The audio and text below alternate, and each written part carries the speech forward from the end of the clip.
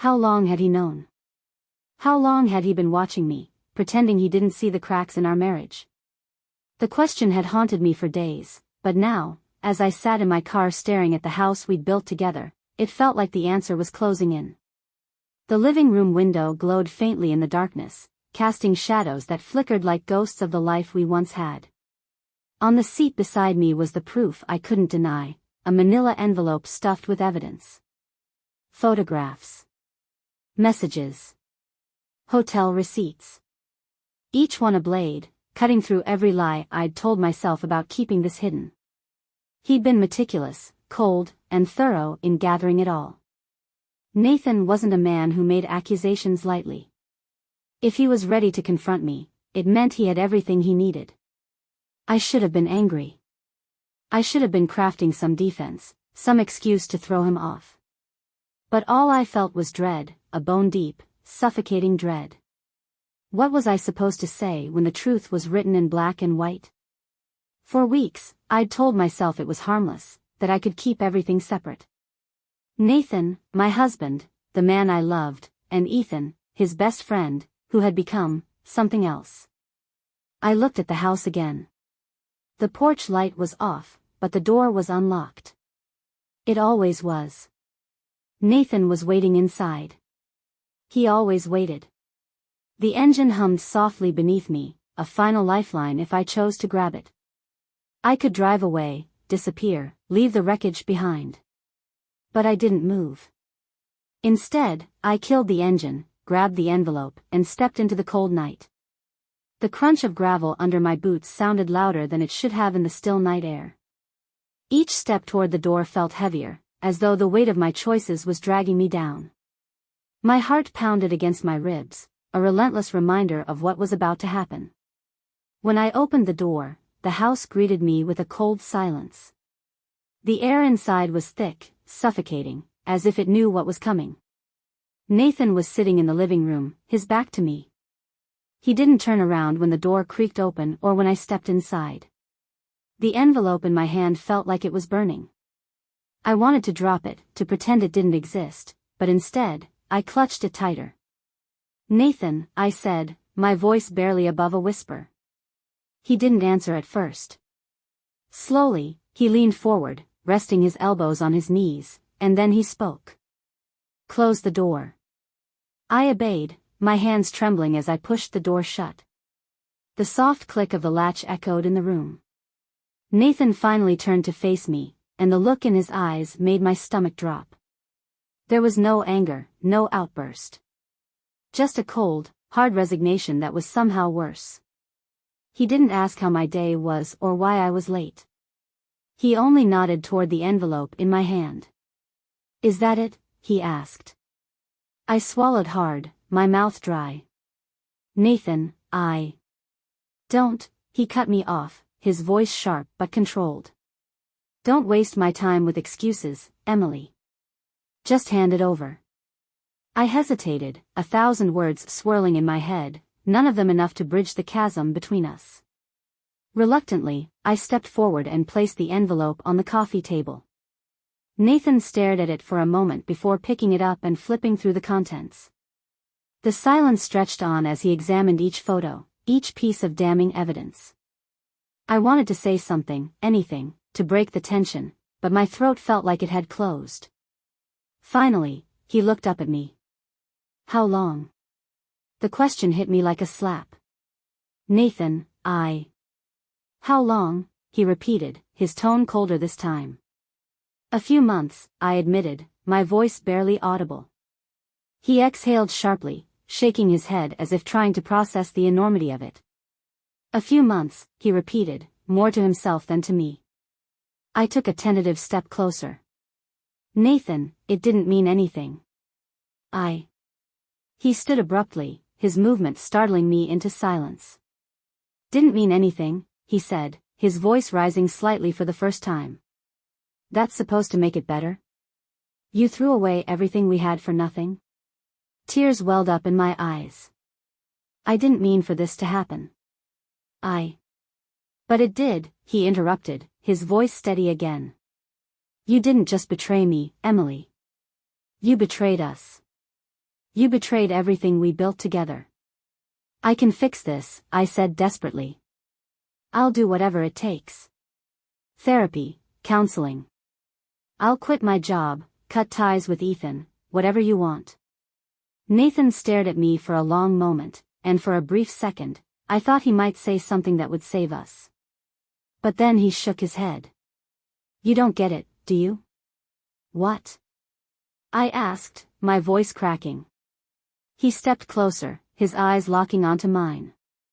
It's not just about what you did, Emily. It's about what it says. That you could lie to my face, over and over. That you could look at me every day and pretend nothing was wrong. How do I come back from that? How do we come back from that? I opened my mouth to respond, but no words came out. Nathan sighed and ran a hand through his hair. I want a divorce. The words hung in the air, sharp and unforgiving. I stumbled backward as if I'd been struck. No, I whispered. Nathan, please. Don't do this. We can work through it. His expression hardened. I already have, Emily. For weeks, I've been working through it. And I've made my decision. He stepped past me, grabbing his coat from the back of the chair. You can stay here tonight, he said without looking at me. I'll stay at a hotel. Tomorrow, we'll talk about how to handle the paperwork. And just like that, he was gone, leaving me standing in the cold, empty silence of a house that no longer felt like mine. The sound of the door closing behind him echoed like the final toll of a bell. I stood there, staring at the spot where Nathan had been, the weight of his words pressing down on me. Divorce. I sank onto the couch, the same one where we used to sit together on lazy Sunday mornings, drinking coffee and talking about nothing in particular. The memory stung like a fresh wound. My hands trembled as I buried my face in them, the tears I'd been holding back finally breaking free. By the time I managed to pull myself together, hours had passed. The house felt cavernous, every creak of the floorboards amplifying the emptiness. I knew Nathan was serious.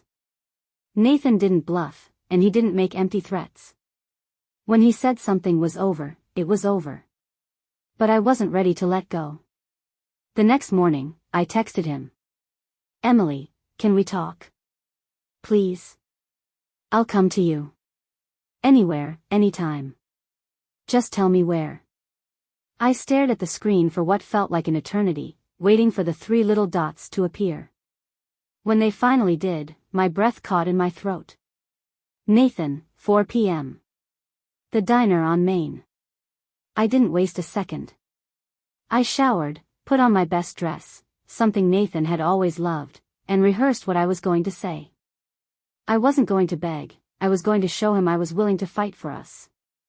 When I walked into the diner, he was already there, sitting at a corner booth with his coffee untouched in front of him. He looked up when I approached, his expression unreadable.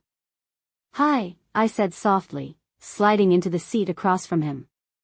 Emily, he said, his tone neutral. What do you want? I flinched at his bluntness but forced myself to stay calm. I want to explain. To apologize. To ask for a second chance. He leaned back in his seat, crossing his arms. A second chance?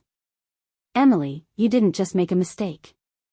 You made a series of choices, over and over, knowing exactly what they'd do to me if I found out. That's not a mistake, it's a betrayal. I know, I said quickly. And I can't take back what I did, but I can do everything in my power to make it right. I love you, Nathan.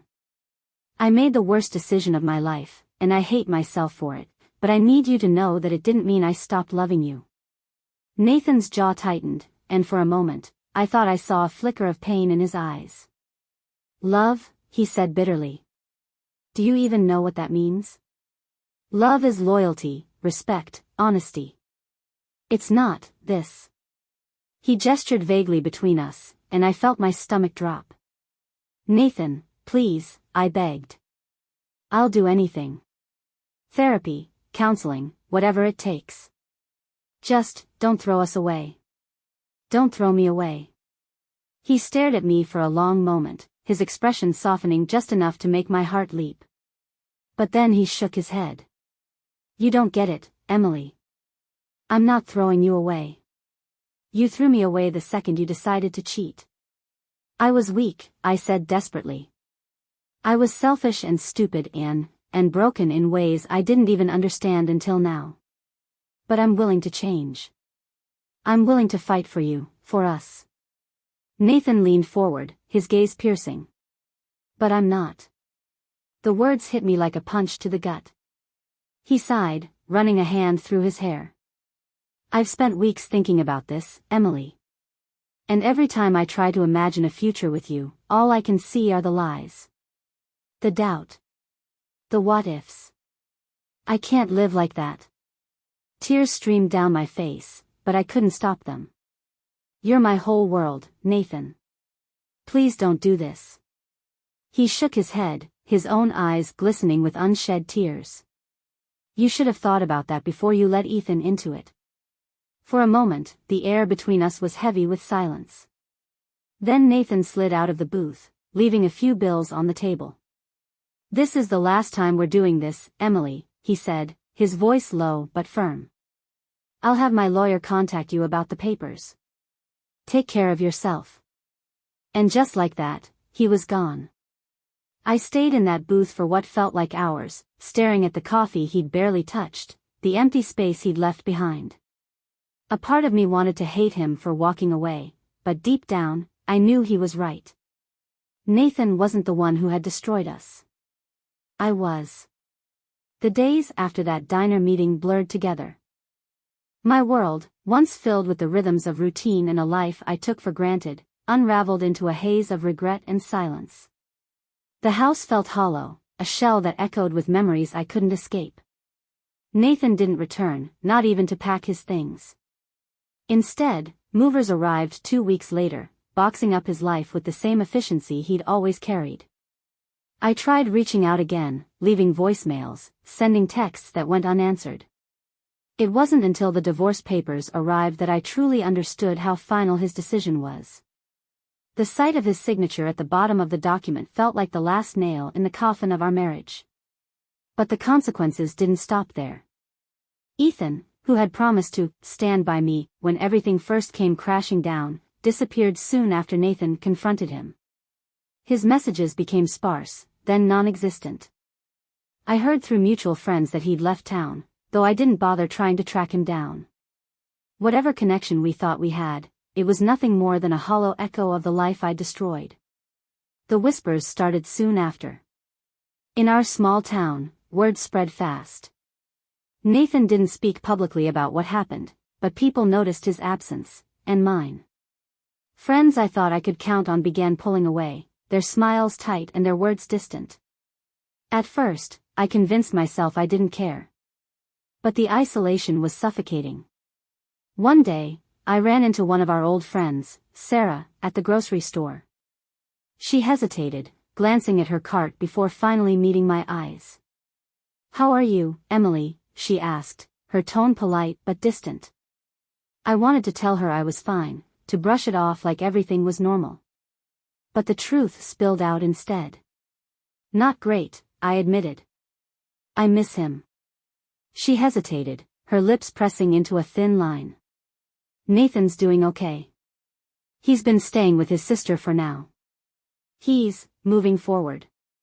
The words stung more than I cared to admit.